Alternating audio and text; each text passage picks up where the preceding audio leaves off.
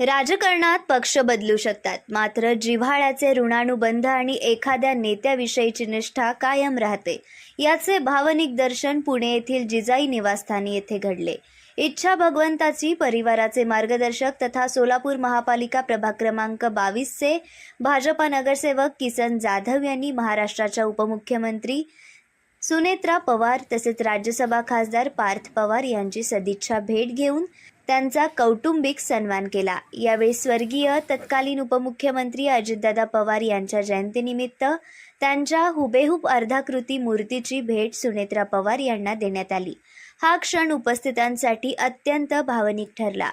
बारामती पोटनिवडणुकीतील विजयानंतर उपमुख्यमंत्री पदाची धुरा स्वीकारलेल्या सुनेत्रा पवार तसेच राज्यसभेवर बिनविरोध निवड झालेल्या खासदार पार्थ पवार यांचा इच्छा भगवंताची परिवाराच्या वतीने यथोचित गौरव करण्यात आला. यावेळी किसन जाधव म्हणाले, आज मी भारतीय जनता पक्षात कार्यरत असलो तरी स्वर्गीय अजितदादा पवार यांच्याशी असलेले ऋणानुबंध, त्यांचे मार्गदर्शन आणि विकासाची विचारधारा माझ्यासाठी कायम प्रेरणादायी आहे. ही भेट पक्षीय राजकारणापलीकडे जाऊन आदर, आत्मीयता आणि कृतज्ञतेची भावना व्यक्त करणारी आहे.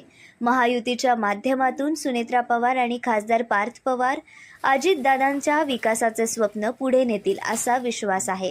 या प्रसंगी युवा नेते चेतन गायकवाड, माणिक कांबळे, महादेव राठोड, यल्लप्पा शिवपुरे, वैभव प्रचंडे यांच्यासह इच्छा भगवंताची परिवाराचे पदाधिकारी आणि सदस्य मोठ्या संख्येने उपस्थित होते.